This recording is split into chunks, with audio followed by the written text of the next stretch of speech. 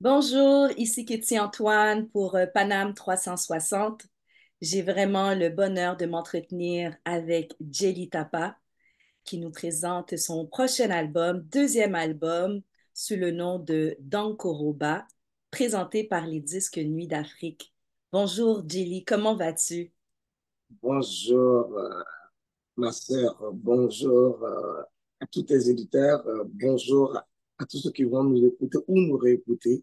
Et merci de m'avoir accueilli sur votre plateau. Merci d'avoir accepté l'invitation.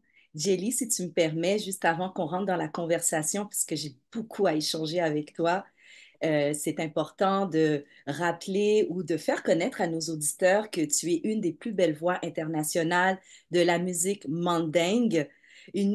Pas une nouvelle voix, mais une voix qui, selon moi, devrait être beaucoup, beaucoup plus connue. Et je pense que c'est ça qui va se passer, surtout avec ce deuxième album. Tu as également remporté en 2020 prix Juno pour meilleur album canadien en musique du monde avec ton premier album Borokan qui avait été réalisé par le Canadien tchadien Afrotronics.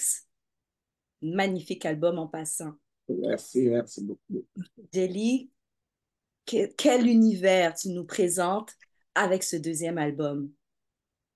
Oh, je vous amène quand même avec ce deuxième album, aller un peu plus encore à la source.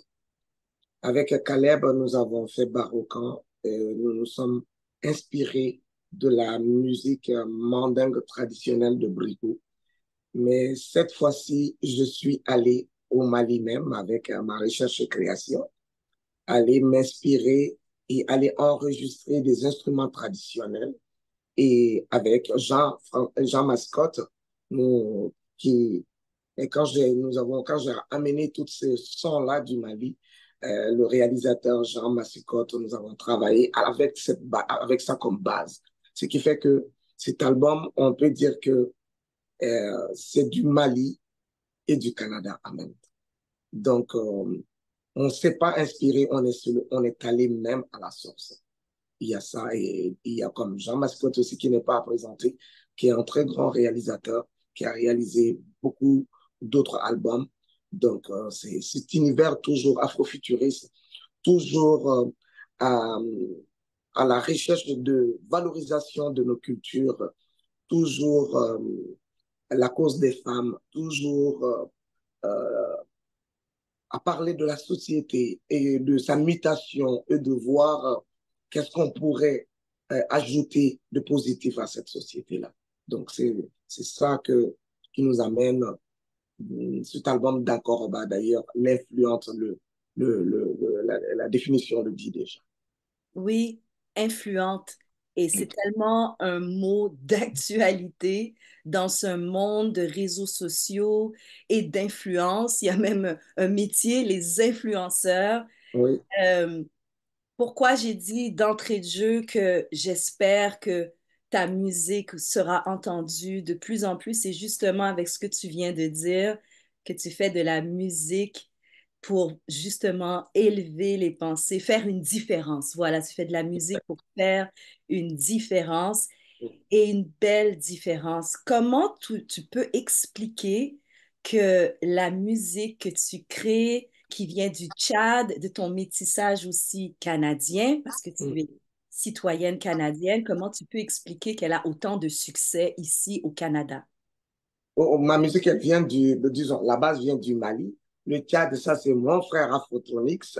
Oui, je me suis trompée, pardon. Oui, Merci de me corriger. Oui. oui, c'est mon frère Afrotonix, même si c'est l'Afrique, parce que tout ce qui peut se... La musique n'a pas de frontières, de toute façon, que ce soit du Tchad, du Mali, c'est la terre de nos ancêtres. Tu sais. Excuse-moi de t'interrompre, mais on s'entend que ces pays-là, c'est pas tant les Africains qui ont séparé. On parle Exactement, exactement. d'Afrique de l'Est, Afrique de L'Afrique de l'Ouest, l'Ouest, Afrique c'est ça. centrale. C'était plus comme Ce ça. n'est pas, c'est pas nos ancêtres qui l'ont tracé. Et puis, comme je dis, c'est la terre de nos ancêtres.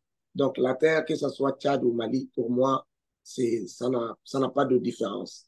Euh, oui, c'est vrai que ces musiques que je dis mandingue, parce que je dis même pas Mali, je dis mandingue, parce que ça couvre plusieurs actuels pays, le Sénégal, le Mali, la Guinée et tout ça.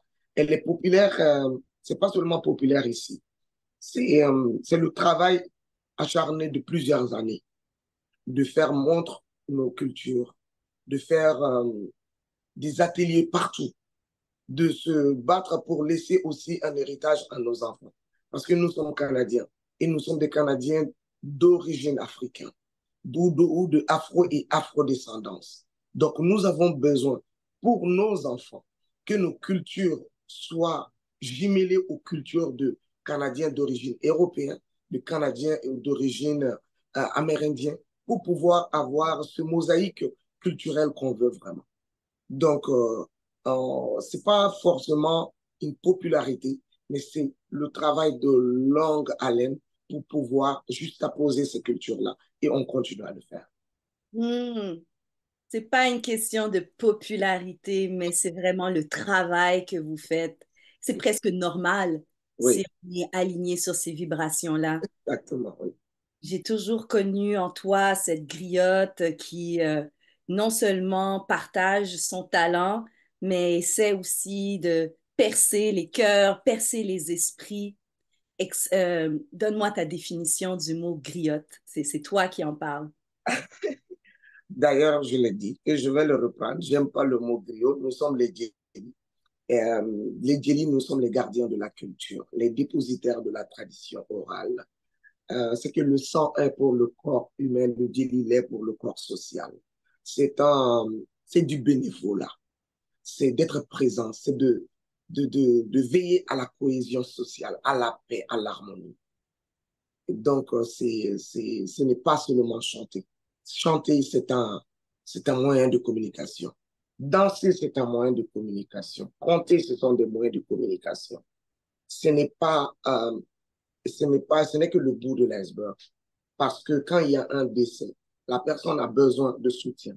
Le griot est là pour soutenir cette personne. Quand il y a une naissance, nous sommes là pour soutenir. Dans un couple, quand il y a des conflits, nous soutenons et nous essayons pour que le couple reste. Donc, pour moi, c'est que le monde voit. Ce n'est que l'apparence, c'est ce qui se passe en arrière est beaucoup plus intéressant pour moi et beaucoup plus aussi et je vais dire, c'est ça qui est le plus dur.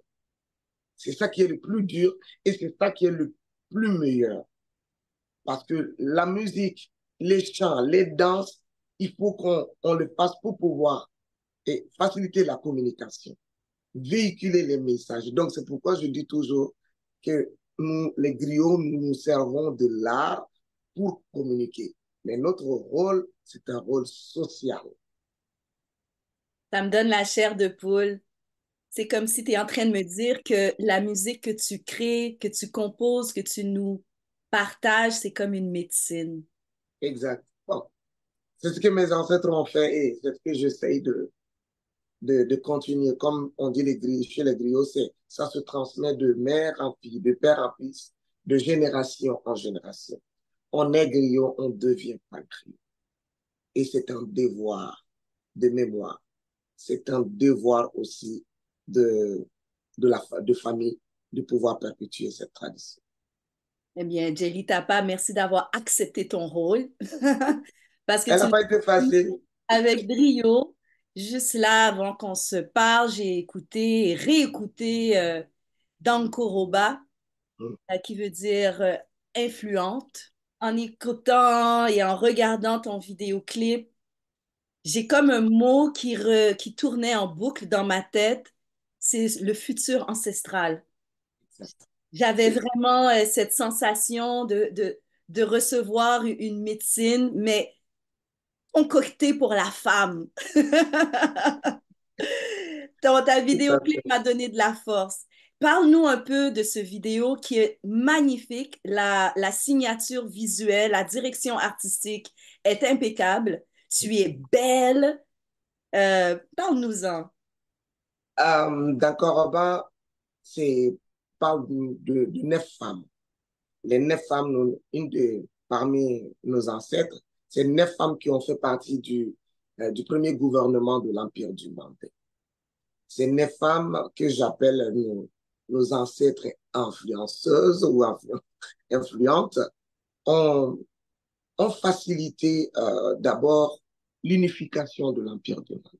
Elles ont joué un rôle important pour que le Mandé puisse être uni et être solide. D'ailleurs, le roi a eu de leur aide pour pouvoir reprendre sa trône. Fait que c'est C'est réel, ça. C'est réel. C'est réel, pas. c'est pas fictif. Elles ont existé. Elles ont existé et nous, aujourd'hui, la force que moi j'ai, que vous-même, Kétia Antoine, parce que je vous connais. D'ailleurs, cette chanson, je parle des 9 femmes du passé, mais vous faites partie de ces femmes vraiment influentes, qui doivent influencer par leurs actes. Je vous ai vu, j'ai grandi ici, on s'est élevés ensemble, je vous ai vu. Et là, je me dis, c'est comme quand on se parle, là, je dis, cette chanson, elle est faite pour toi. Pour te dire tout ce que tu fais ne vient pas d'ailleurs. Ce n'est pas quelqu'un d'autre. Tu l'avais déjà en toi. Parce que tes ancêtres, c'est les femmes ou d'autres, parce qu'il y en a beaucoup plus d'autres. Mais moi, je parle de cette congrégation de ces Soumousso-là. C'est les femmes. Font partie de tes ancêtres. Ils t'ont légué cette force-là. Donc, il faut savoir que ce n'est pas tombé du ciel. Tu l'avais déjà en toi. Comme toi aussi, tu peux et tu vas influencer d'autres jeunes filles de afro et afro-descendants. Donc, c'est pour aller encore redonner la force à nos sœurs et redonner la force à la femme. Et puis aussi dire de ne pas oublier nos ancêtres, les vrais. Parce qu'on n'influence pas par les paroles simples, mais par les actes. C'est pourquoi je dis, je ne vais pas dire vous trois, Kétia Antoine, qui est ma sœur, je sais que vous êtes une femme influente, vous êtes une d'Ankoroba. Parce que je vous ai vu passer d'étape en étape d'arriver là où vous en êtes. Et vous devez, à votre tour aussi, influencer d'autres femmes. Bon, je ne m'attendais pas à recevoir ce cadeau C'est pendant tout à cette fait vrai. conversation, mais je l'accepte. Jelly Tapa, je l'accepte. Et oui, c'est vrai, on se connaît et on s'apprécie beaucoup. Est-ce que tu t'adresses aussi à nos frères de sang, nos frères de cœur, nos frères alliés? C'est ça, parce qu'au fait, si on veut parler aux hommes, il faut bien préparer les femmes. Il faut bien préparer les femmes. Une femme qui n'a pas confiance en soi, qui n'a pas de confiance de soi, là, ne pourra pas, parce que c'est nous qui élevons ses alliés, ses princes, ses rois, on aura besoin d'eux. Mais il faudrait qu'on prépare ces femmes. Une femme qui n'a pas de confiance en soi ne pourra pas élever un enfant qui va avoir ses confiances. Donc, c'est pourquoi on dit chez nous dans le Mandé, si tu veux d'abord qu'un petit village soit bien, il faut d'abord que les femmes de ce village soient bien.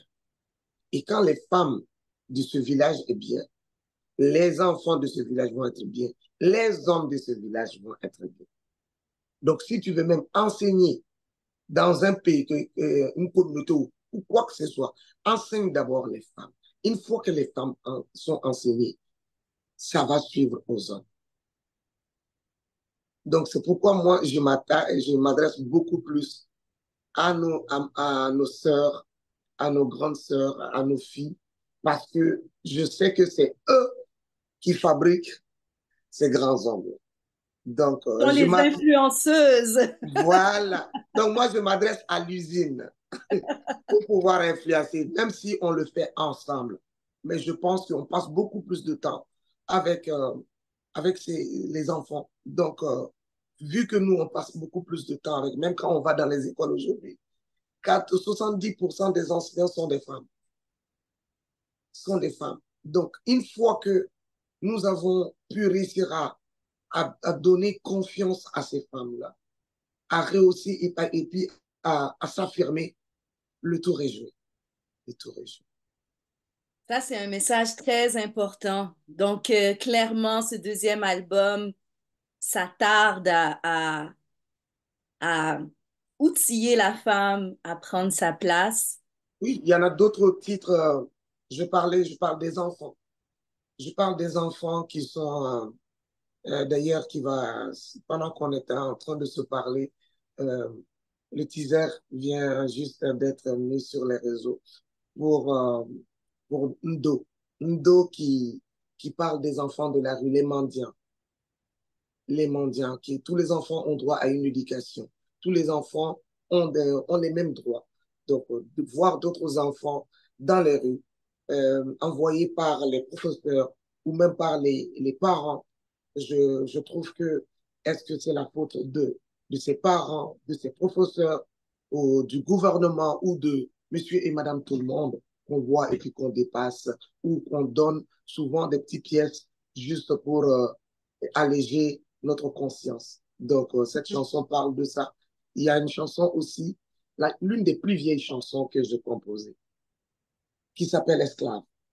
Et finalement, je l'ai finie parce que je vous dis, depuis 2004, je suis en train de composer cette chanson. À chaque fois que je pense qu'elle est finie, non, il y a d'autres mots qui viennent s'ajouter dans ma tête et je retourne pour la refaire. Et cette fois-ci, j'ai eu le dernier message de cette chanson et je l'ai finalisée.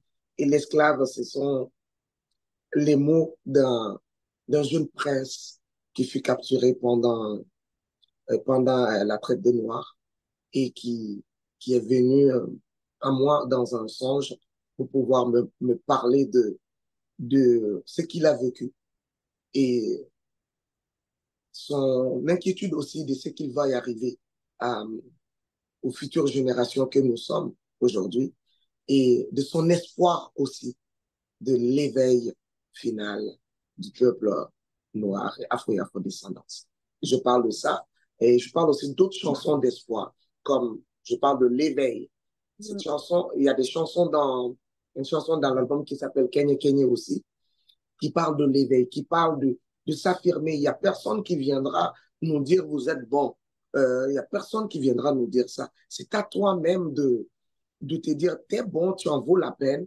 Je me bats pour ça et je fais ma vie parce que j'ai ça, j'ai ça. Donc je parle de nos pays de nos présidents, de nos dirigeants qui pillent les pays, qui nous mettent dans des conditions désastreuses au lieu de se servir de toutes ces richesses que nous avons.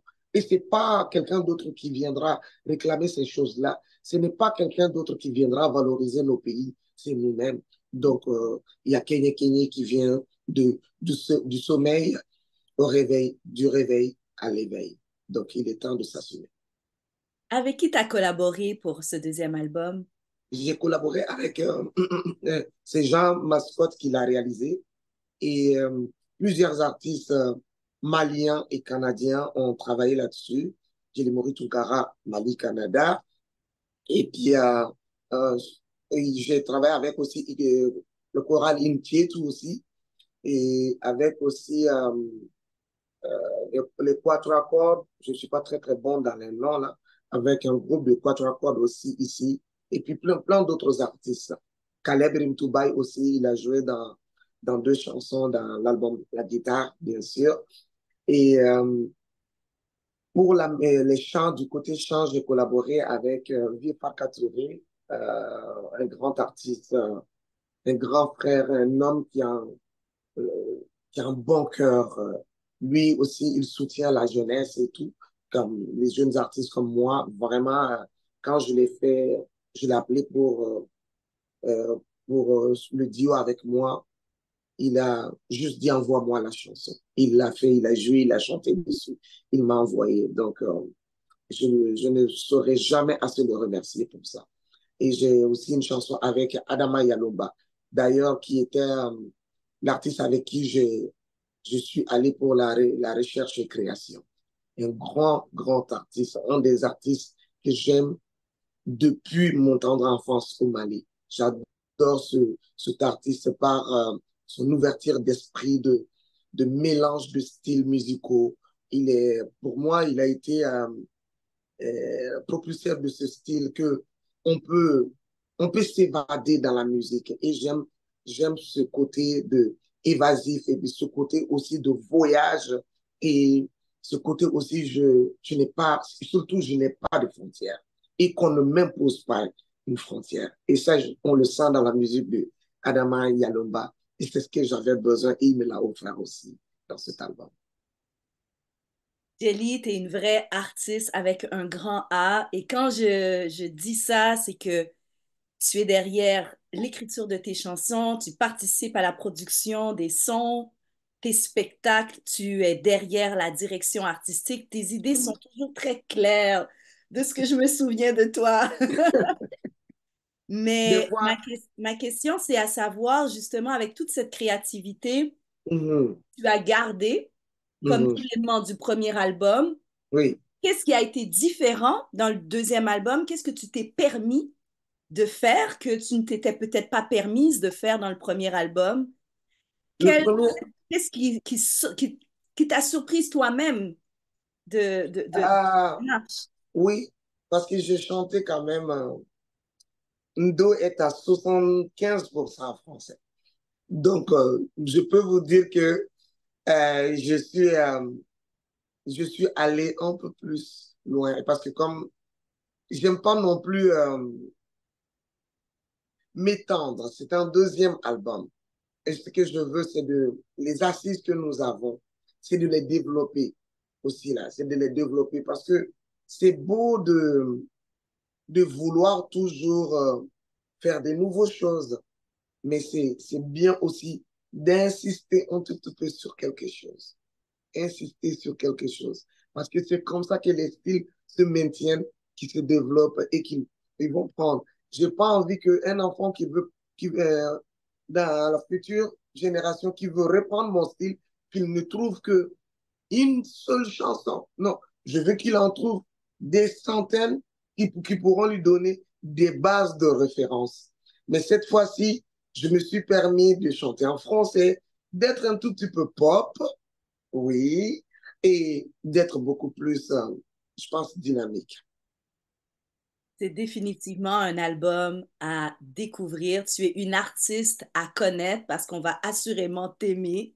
C'est déjà tout pour cette trop courte conversation, Jelly. Alors, mon rôle, c'est d'informer tous les internautes que l'album sort samedi le 5 octobre et il va être vraiment sur toutes les meilleures plateformes. L'album s'appelle Danko Roba. Oui, L'artiste, c'est Jelly Tapa. Elle est auteure, compositrice, interprète canadienne d'origine malienne. Merci beaucoup, Jelly Tapa. merci beaucoup, Katie. Merci infiniment. Et je remercie aussi mon équipe parce que j'aurais jamais pu arriver à faire tout ça là toute seule. Donc, il y a tout ce grand monde qui ont travaillé fort, fort pour qu'on arrive à ce point-là. Je remercie et je remercie nos communautés qui sont là. Mais un artiste sans sa communauté ne va jamais loin. Donc, je remercie beaucoup la communauté afro et afrodescendance du Canada. Je remercie les Canadiens d'origine européenne, juifs, mais tous les origines qui font ce beau mélange mosaïque, ce beau mosaïque de culture canadienne. Je les remercie parce que cette ouverture complète, on va l'avoir, mais on commence à venir. On commence à venir. Et je les invite de venir vraiment le 5 voir mon deuxième enfant. Mon deuxième enfant. Merci, Kitty, pour l'invitation. Merci. À une prochaine fois. Au Merci. revoir tout le monde, c'était Kitty Antoine pour Paname 360.